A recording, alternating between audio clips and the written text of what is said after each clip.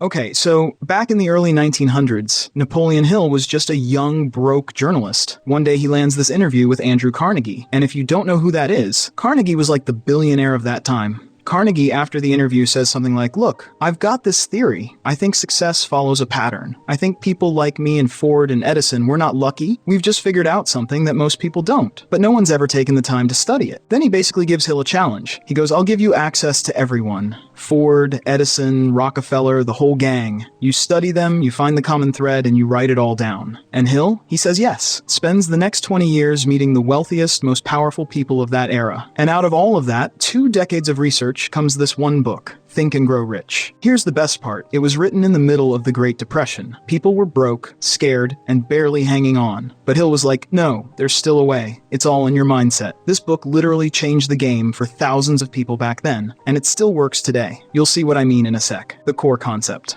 Alright, so here's where it all really kicks off. The entire book is built around one powerful idea. Thoughts become things. Whatever you consistently think about, whatever dominates your mind, starts shaping what you do, how you act, and eventually what you create in the real world. It's just how your brain works. Ever heard of Jim Carrey's $10 million check story? Back when he was a struggling comedian, he wrote himself a check for $10 million for acting services rendered, dated it 5 years in the future. He looked at it every day. He visualized it constantly. 5 years later, he landed Dumb and Dumber for $10 million.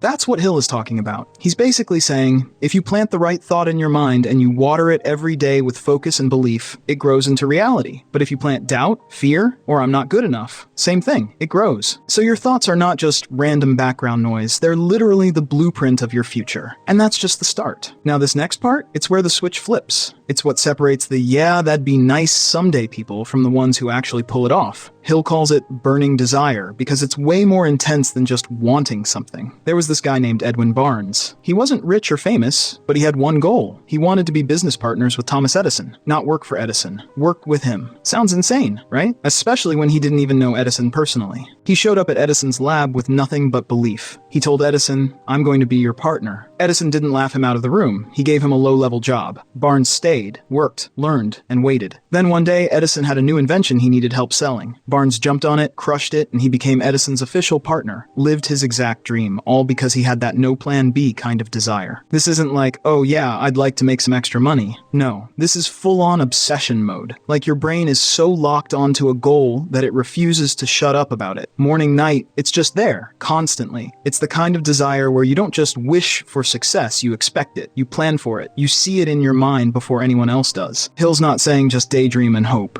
He's saying you need a goal that grabs your brain and doesn't let go, one that makes you move. Because when your desire burns hot enough, hesitation melts, and that's when things start to get real. Faith and visualization. So you've got the desire part locked in, your brain's on fire, right? But here's the next thing Hill says you absolutely have to stack on top of that, faith. Now hold on, don't think religious faith or any of that. He's talking about belief. Unshakable, irrational, I don't care what reality looks like, I know it's happening kind of belief. Because if you want something big, you can't just want it and then doubt yourself every step of the way. You have to believe it's already on the way, even if your bank account says 0, even if your friends roll their eyes. And that belief, you build it through visualization. Hill says, don't just think about your goal, see it, literally see it, feel it. Like imagine walking into the house you want to own, smell the new paint, feel the leather seats of the car, hear the applause when your business takes off. Make it so vivid in your mind that your brain starts treating it like it's already real. It's kind of like mental rehearsal. Pro athletes do this all the time. Michael Phelps used to visualize every single stroke of his race. Before he ever touched the water, he already won it in his mind. That's neuroscience. When you visualize something repeatedly, your brain starts wiring itself to act like it's already happening. You start making moves that line up with that vision. You start showing up differently. Think about someone walking into a room who knows they're successful, even if they're not quite there yet. You can feel that energy.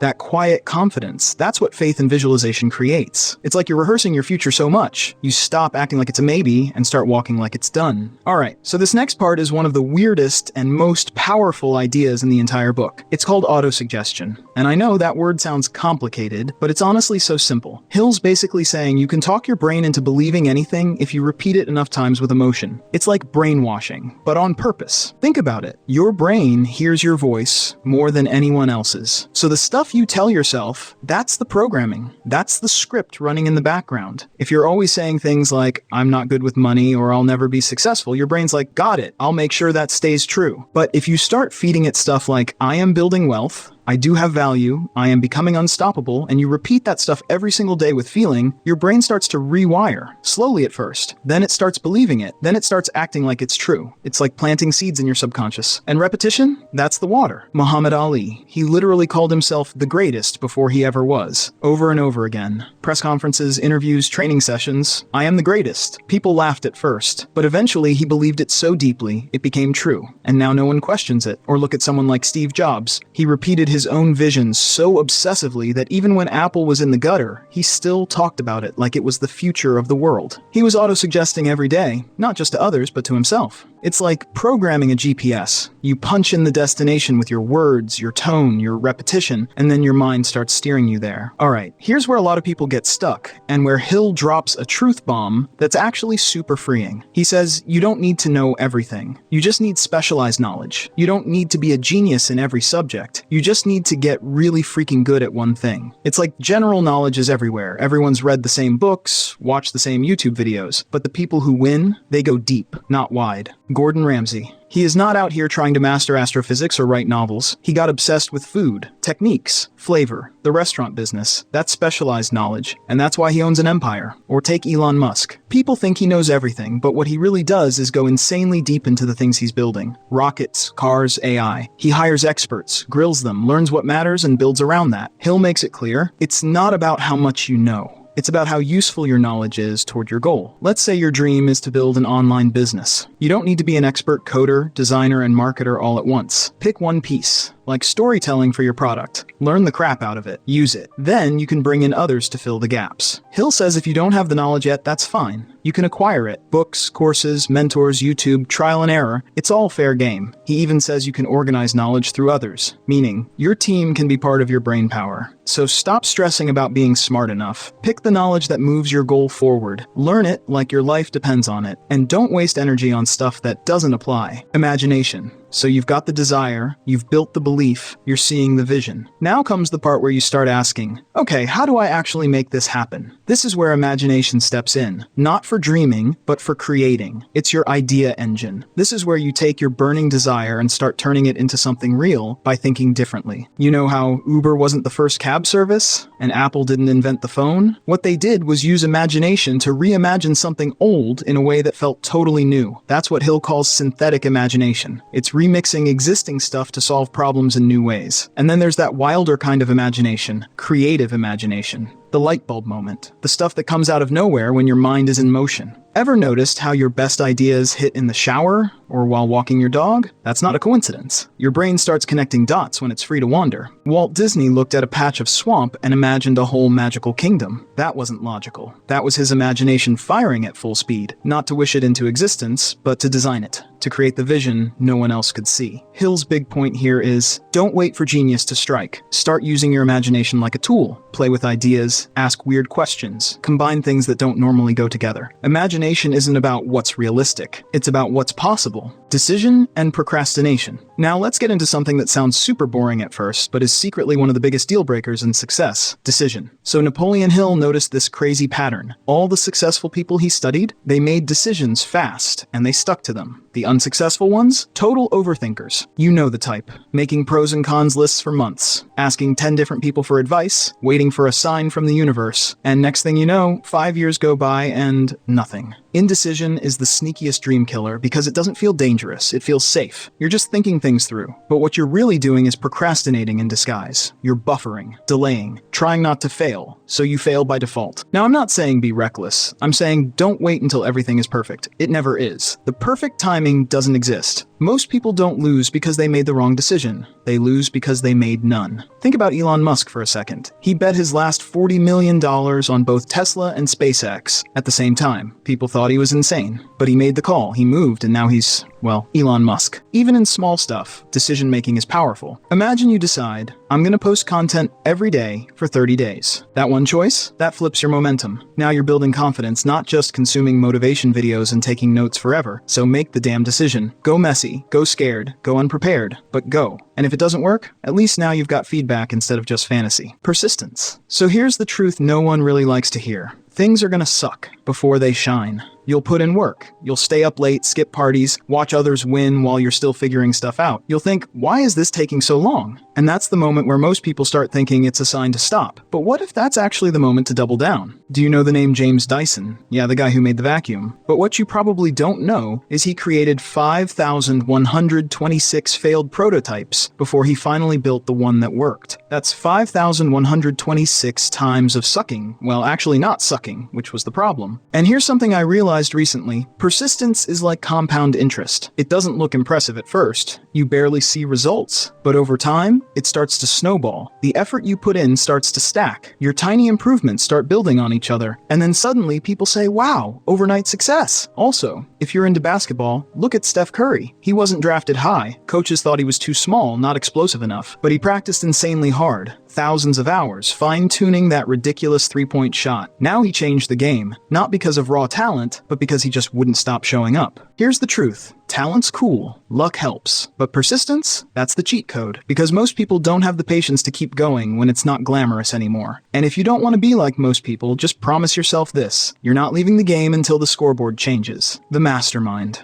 Okay, so this next part, this is where things start getting spicy. Think of it like building your personal Avengers team. You know how in heist movies, there's always that scene where the crew comes together? There's the brains, the tech guy, the muscle, the getaway driver. That's basically what Napoleon Hill is talking about here. You don't build an empire or a wildly successful life solo. You build it with a squad. When two or more minds come together with a shared goal, something kinda magical happens. It's like their brains combine into a third, more powerful brain.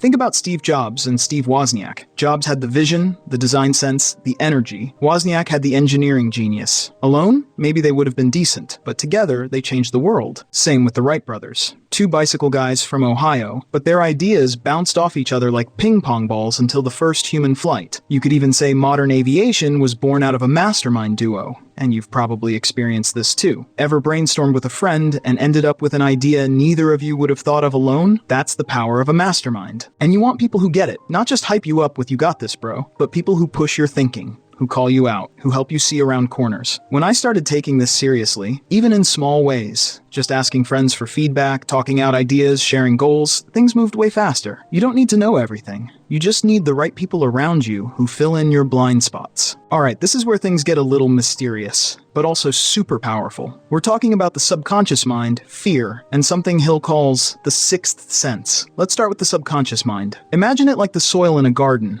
Whatever you plant in it, thoughts, beliefs, feelings, it doesn't question it. It just grows it. You feed it positive thoughts, strong beliefs, clear goals. It goes, cool, I'll work with that. But if you constantly feed it doubts, fear, negativity, guess what you get? A messy, overgrown jungle of anxiety and self-sabotage. Here's where it gets interesting. Your subconscious never sleeps. It's always recording. It's picking up on what you say to yourself, what you hear from others, the stuff you watch, the books you read. All of it becomes the programming that shapes your reality. Now let's talk about fear. Hill straight up says fear is the #1 enemy of success. He means deep stuff. Fear of criticism, fear of poverty, fear of failure, fear of rejection. That sneaky voice that goes, what if it doesn't work? Fear tricks your brain into playing small. It's like having one foot on the gas and one foot on the brake. You say you want success, but fear keeps pulling you back. And most of the time, it's not even real. It's just your imagination running wild, painting worst-case scenarios that probably won't happen. Now here's the wildest part. Hill talks about the sixth sense. And no, not the I see dead people kind. He's talking about intuition, that gut feeling, that moment when an idea pops into your head out of nowhere, or you feel pulled in a certain direction for no logical reason. He says, when you're tuned in, when your mind is sharp, focused, and fear-free, these little flashes of insight start showing up more. You don't know how you know it, but you do. And more often than not, it's dead on. Hill calls it the door to the temple of wisdom. It's not something you control directly. It kicks in after you've trained your mind with desire, belief, autosuggestion, persistence, and imagination. It's like the final gear clicks in. Suddenly, answers appear. People show up, paths open, and it feels effortless, but only because you've done the work behind the scenes. This is the zone where highly successful people live, not just grinding blindly, but acting from a deep inner knowing. And it all starts with mastering the stuff that comes before it. Belief, focus, emotional control, and relentless clarity on what you want. So here's what I want you to do. Just try this. Take a few minutes today. Grab a notebook or open your notes app. Write down one big goal. Doesn't matter how crazy or unrealistic it seems, write it down like it's already done. Whatever makes you sit up a little straighter when you read it. Then, start feeding your brain. Revisit that goal daily. Visualize it. Say it out loud. Imagine the feeling of it being real. Because the truth is, every successful person you admire, they started in the same place. Broke, confused, overwhelmed, but they decided. They locked in on their desire, kept showing up, and trusted the process. You can too. So if this video got your brain buzzing, do me a favor. Drop a comment with your big goal, the one that makes your heart race a little. And if you found even one idea helpful, hit that like button, subscribe if you haven't already. See you in the next one.